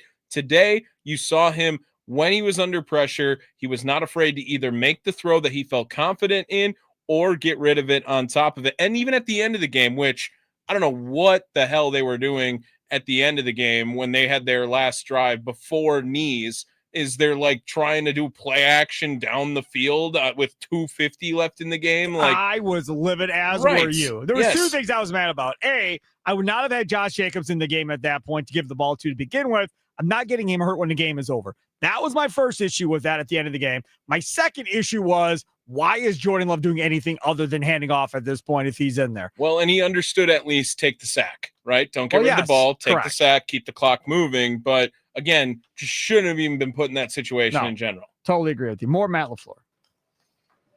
Matt, what adjectives would you use to describe the way your defense has played through 2 games? Relentless. Ooh. Just physical, aggressive, attacking. The play style is exactly what we want from these. Stop. That's such a coach answer. But who was at the game? Who was at the game? Who was at the game? You didn't see? Sterling? Besides him, who were the celebrities in the stands at the game today? Oh. Who was there? Do you know? The Milwaukee Brewers. And? The Milwaukee Bucks. Who uses relentless? Undaunted was actually how this defense was feeling, right? Undaunted. Yeah. But relentless is another one that Pat Murphy has used that as well. I have made a lot of comparisons to the Milwaukee Brewers and this Green Bay Packers team through 2 weeks, mainly because while it feels very similar to a Brewers game where anyone could be the guy that day, it really feels the same way. That's how the Green Bay Packers are going to approach their offense, where any given day it could be anyone having the big day. If you saw the pictures on social media before the game, there was Bucks players and Brewers players, and they took a big group photo, and I knew already that I was short. And then you see the picture of Freelick and Caleb Durbin and those guys by Miles Turner. I was like, yep, there you go. You never would guess if those 2 dudes, Freelick and Durbin, were just rolling around with a couple beers in their hands, hanging out with you and me. Nobody would guess they're professional baseball players if we were at some random stadium somewhere else in the country. Yeah, they should just never make Caleb Durbin take a photo next to Miles Turner. Like that was mean, guys. Freelick, I'm sorry. That was mean. That was mean. So funny. But even AJ Green, the white cheddar on the head instead of the cheese head. Yes. That was a great idea. That one's cool. That too. one you liked. I do like that. That one you liked. All right, more LaFleur. Guys, and it always starts with the energy and effort. That's gonna get you through and can overcome for some of the mistakes. So I just thought, I think our front is extremely disruptive, getting after the quarterback. It didn't seem like they ran the ball very effectively at all either. They did not. I think Half's done a hell of a job. I think our players are doing a great job feeding off one another. And it's definitely exciting to watch our defense go out there and perform, because I think they allow us to get up on somebody. Yep. Man, I know you said you had some missed stops on offense, but what does it say about your group when you can go 90+ yards twice in one half for a couple touchdowns? Yeah, so we're capable of anything, but I know that we rely on some big plays, but I think most good offenses do as well. It's just we got to be a little bit more consistent in some of those critical situations, making sure that we execute. I know we had a couple busted protections where we didn't capitalize on some of the pressure that they were bringing. I didn't think all in all, just in some of those situations that we just didn't do a good enough job. This isn't meant to be a negative toward Jordan, but he does throw the ball downfield a lot. So does that lead to some feast or famine? Do you have to kind of you can see the price of doing business sometimes. Is that part of that approach, maybe? Yeah, and it's partly the play calls too. I mean, if the play calls call for you to go throw the ball down the field, and it is what it is. That would be from you, Matt LaFleur. Play calls are coming from you. So that's pretty much what he was telling them. That's my fault. If you're going to get mad because we're throwing the ball downfield so much, that's kind of on me, and I'm the one that's calling the plays in to Jordan Love. Speaking of Jordan Love, we'll hear from Jordan Love coming up next. We'll hear from Tucker Kraft, Xavier McKinney, all straight ahead. It is Green Bay Football postgame show. If you want to hop aboard, more than enough time for you to hop aboard with us. It is a Nicolay Law Fan Talk text line 414-677-1250, 414-677-1250. Follow us on Twitter, Facebook, Instagram. Comment there as well. At the Fan Milwaukee. Get into the Dugout chat on YouTube as we're live streaming, as we do for all of our local shows. All you got to do is search the Fan Milwaukee, and you will see Tommy Wirtz and my pretty faces doing our show here. Get involved in the chat. We'll read some of those chat messages as well. Packers get the victory 27-18. Green Bay Football post-game show broadcasting live from the 1250 AM 105.7 FM The Fan Studios. Powered by the Potawatomi Sportsbook, Sparky and Tom.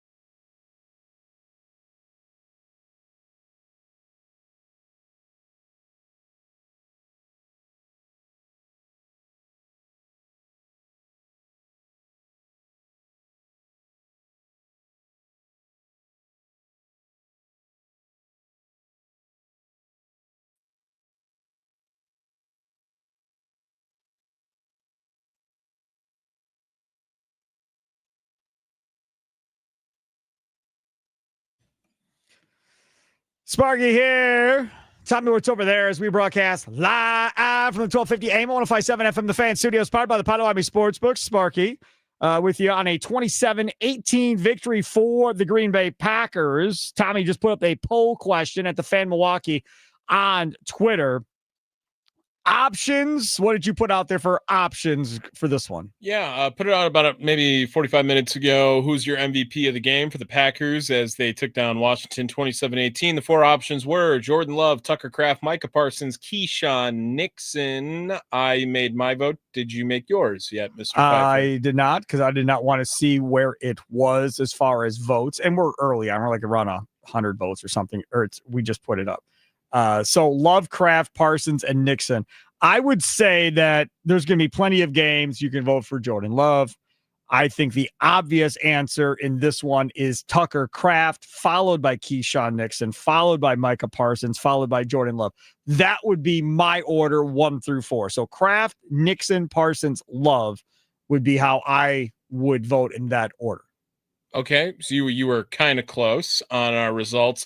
69% of the vote in favor of your guy, Kraft Mac and Cheese, Tucker Kraft.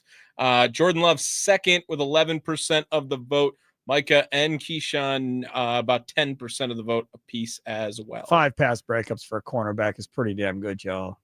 And for Keyshawn Nixon, who just got thrusted into this role because of Jair Alexander leaving, makes it all the more impressive.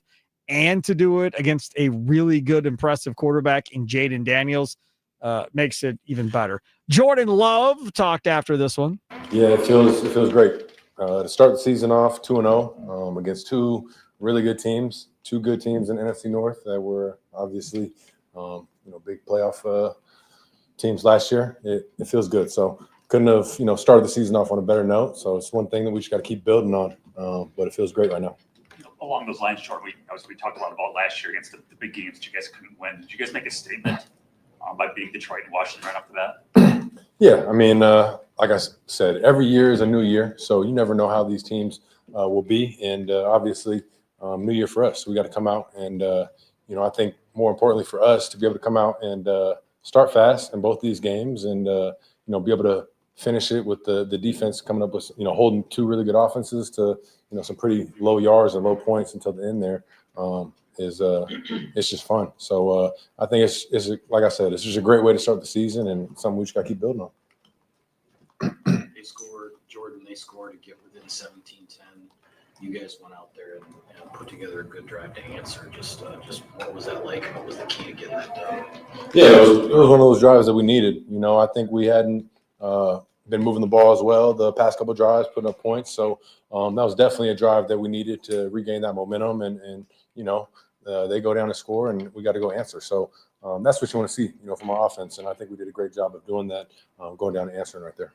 Jordan, you guys were without a couple of linemen up front tonight, and you still took a lot of deep shots. You hit on some, especially early in the game, Kraft down the middle. What gave you that confidence to feel like you could still hit that big play and not be rushed in the pocket without a couple of you guys up front?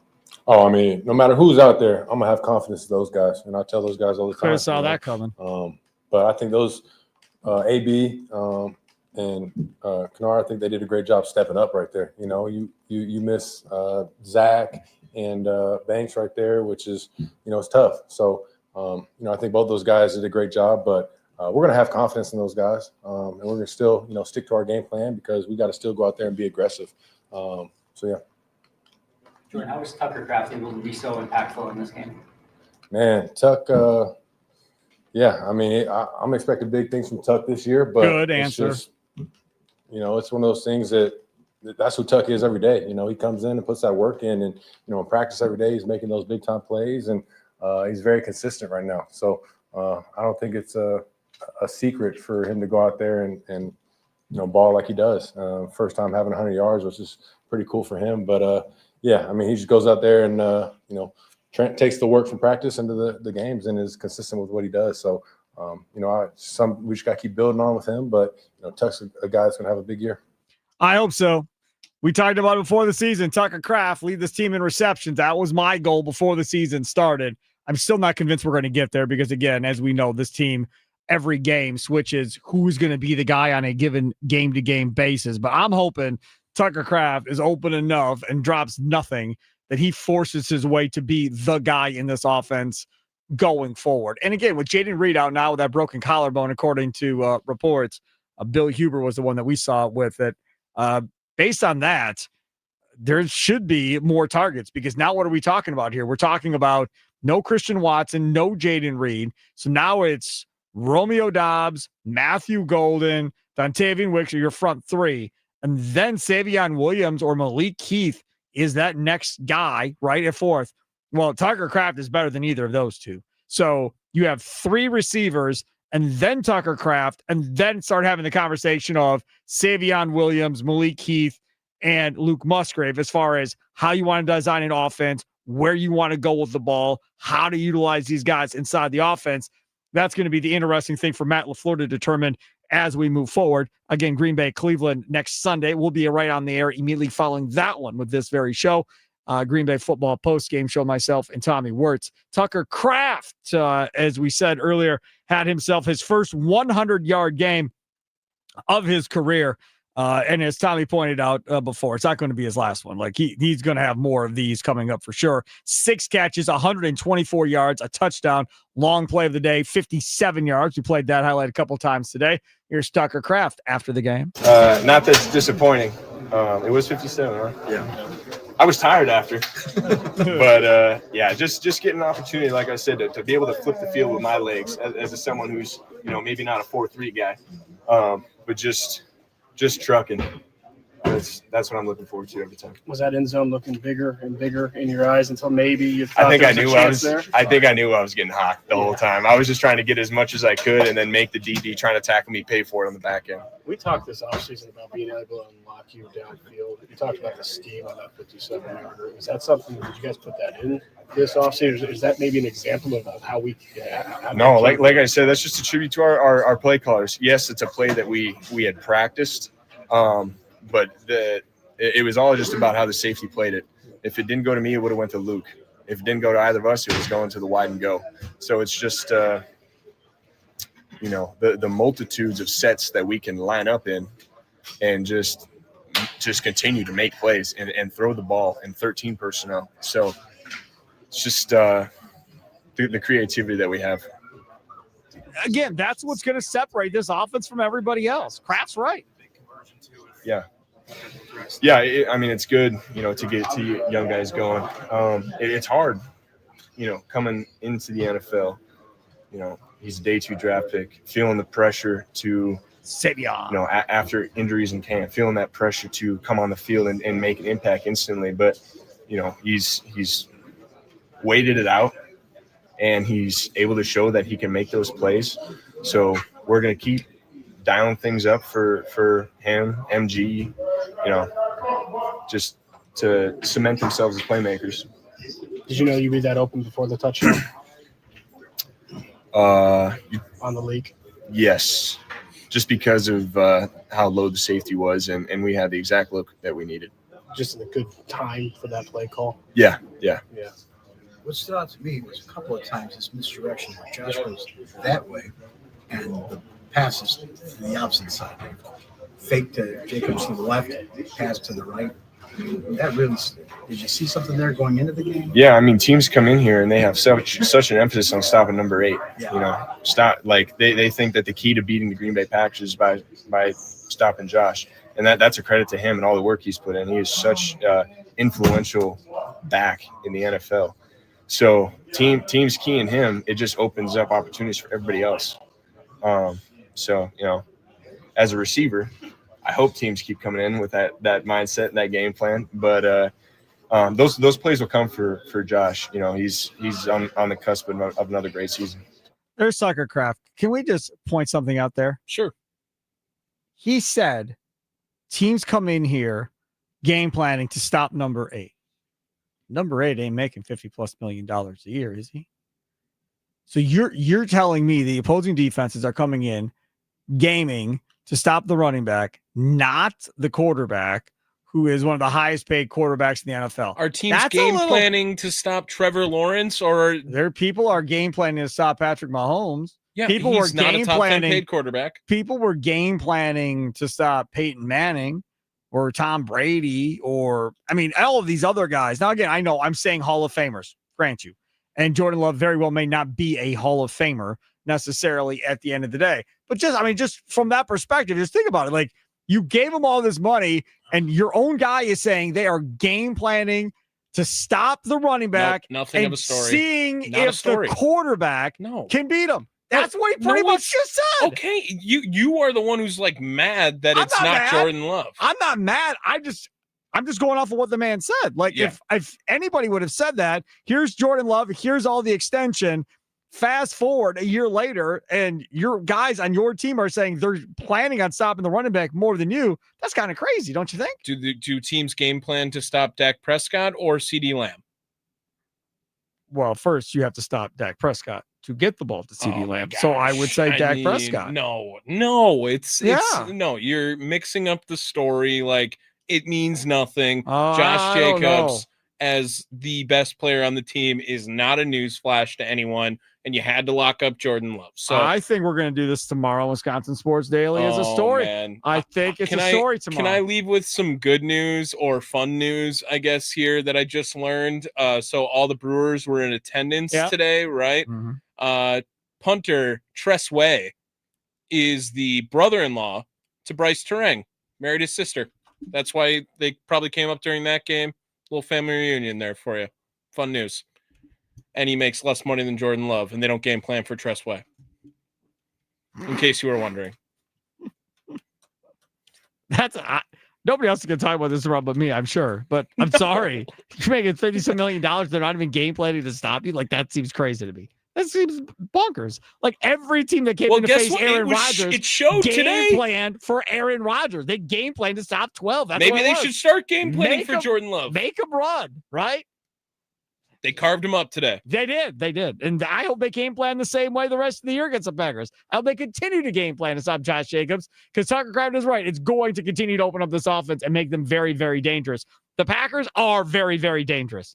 2-0. They look like at least a top 2 team in the NFC, if nothing else at this point. Tomorrow morning, Packet A Radio with Andy Herman, 8 to 9, 9 to 11. Mason Crosby Show with Mitch Thunder Nellis, brought to you by Verizon. And then Middays with Thunder with Mitch Nellis from 11 to 2. Wisconsin Sports Daily, served by Wendy's, 2 to 5. We are at Camp Bar in the 3rd Ward. Come on out, hang out with us. I'll be there 2 to 5:30. Then Tommy will be there with the leadoff show, powered by the Potawatomi Sportsbook, getting you ready for Brewers and Cardinals from 5:30 to 7 at Camp Bar. Again, thanks to our fine folks over there at Sun Cruiser Vodka Iced Teas. We'll have swag from the fan to give out, swag from Sun Cruiser to give out as well. So tomorrow afternoon, starting at 2, Camp Bar in the 3rd Ward. We'll see you then at that point. 27-18. Packers get the win. Enjoy the rest of your Friday. We'll talk to you later today on a Green and Gold Friday. Toodles.